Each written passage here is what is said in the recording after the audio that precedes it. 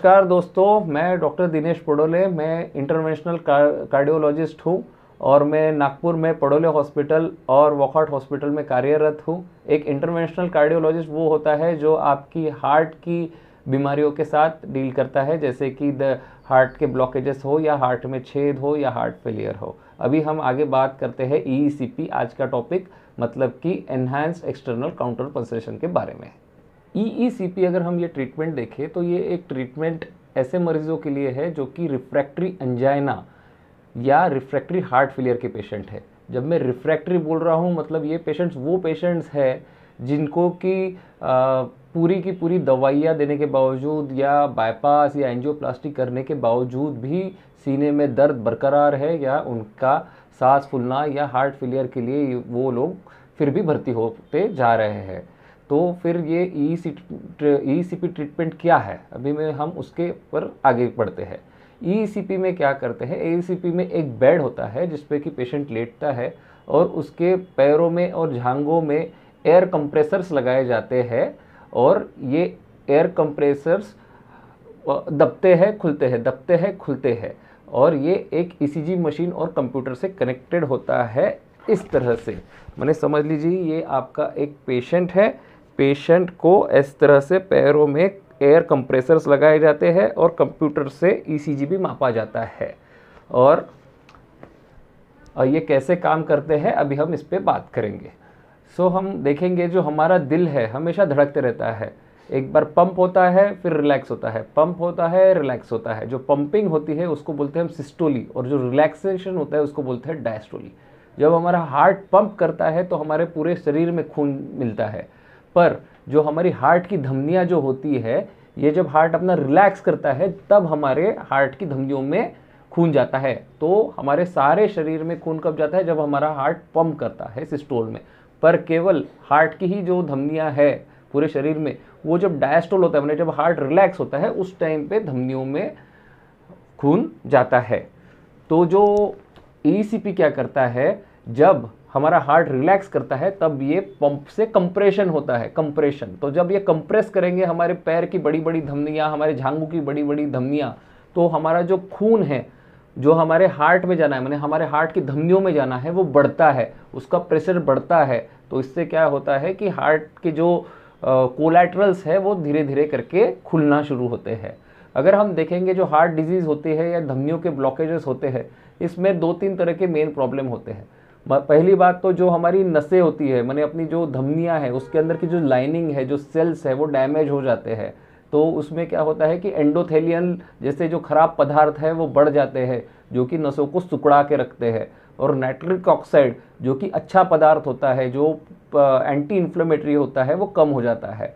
अभी ईईसीपी से क्या होता है कि ये जो धमनियाँ हैं ये धीरे धीरे खुलना शुरू हो जाती है, माने कोलैटरल सप्लाई अपना बढ़ता है, और उसके अलावा जो अपना एंडोथेलियम है इसमें नाइट्रिक ऑक्साइड का प्रमाण बढ़ता है। तो हमारी जो ये नसें रहती है वो बेहतर तरीके से धीरे धीरे करके काम करना शुरुआत होती है।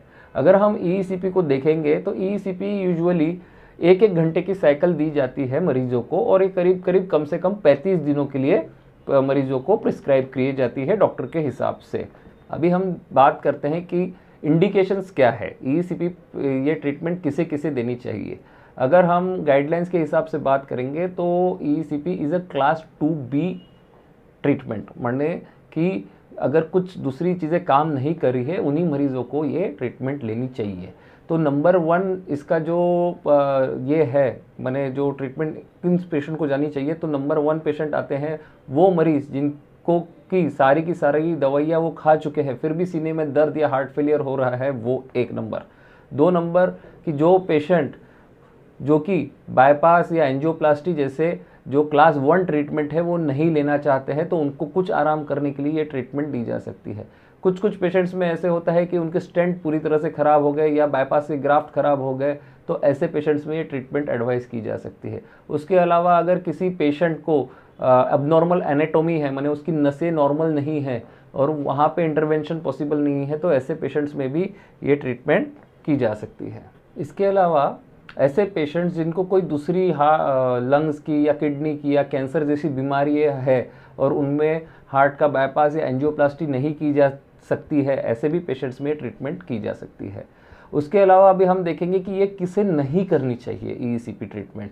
ईईसीपी ट्रीटमेंट हमेशा आपको एक कार्डियोलॉजिस्ट, रिकॉग्नाइज्ड डिग्री वाले कार्डियोलॉजिस्ट से ही लेनी चाहिए, क्योंकि वो ही बता सकते हैं कि एलिजिबल कौन है। अभी एलिजिबिलिटी क्राइटेरिया तो हमने डिस्कस किया है, अभी कौन कौन एलिजिबल नहीं है ये ट्रीटमेंट के लिए हम बात करते हैं। एक नंबर की माने जिसका ऑर्टिक वॉल, माने जो हार्ट का जो मेन वॉल होता है जो कि हमारे शरीर में आगे खून भेजता है, अगर आपका वो वॉल ख़राब हो चुका है या लीक हो चुका है तो इस परिस्थिति में ये ट्रीटमेंट लेना जानलेवा हो सकता है, क्योंकि वॉल की लीकेज बढ़ जा सकती है।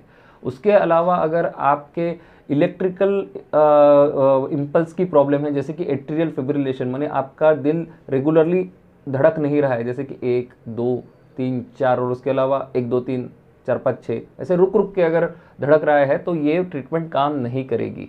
उसके अलावा अगर आपको कोई ऑर्टिक एन्यूरिज्म है, या आप प्रेग्नेंट है, या आपका बहुत ही 2 हफ्ते से कम में आपकी कोई एंजियोग्राफी या एंजियोप्लास्टी हुई है, उसके अलावा अगर आपका आईएनआर मतलब कि खून पतला करने की क्षमता बहुत कम है, तो भी आप ये ट्रीटमेंट नहीं ले सकते। उसके अलावा अगर आपके पैरों में खून के थपके या गुठलियाँ है तो भी ये ट्रीटमेंट नहीं की जा सकती है।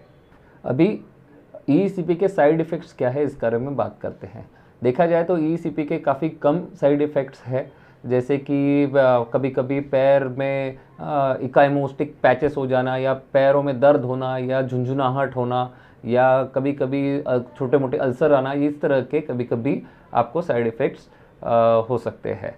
पर सबसे ज़रूरी बात ईईसीपी के बारे में मैं यही बताना चाहूँगा कि ये अभी भी क्लास 2B ट्रीटमेंट है, ये फर्स्ट लाइन ऑफ ट्रीटमेंट नहीं है।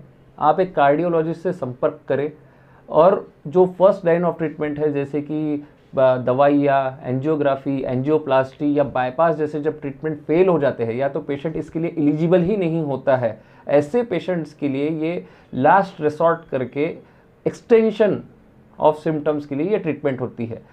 It is not a cure, it is just extension. माने हम हमारी बीमारी को, सीने के दर्द को या हार्ट फेलियर को कितना लंबा सकते हैं, इसके लिए ये ट्रीटमेंट होता है। सो इसी के साथ मुझे लगता है कि ईईसीपी के बारे में मैंने सारी जानकारी आपको दी है, और ऐसा कुछ भी अगर आपको लगता है कि ईईसीपी का ज़रूरत है या नहीं है, आप आपके कार्डियोलॉजिस्ट को संपर्क कीजिए और उनकी मदद लीजिए। धन्यवाद।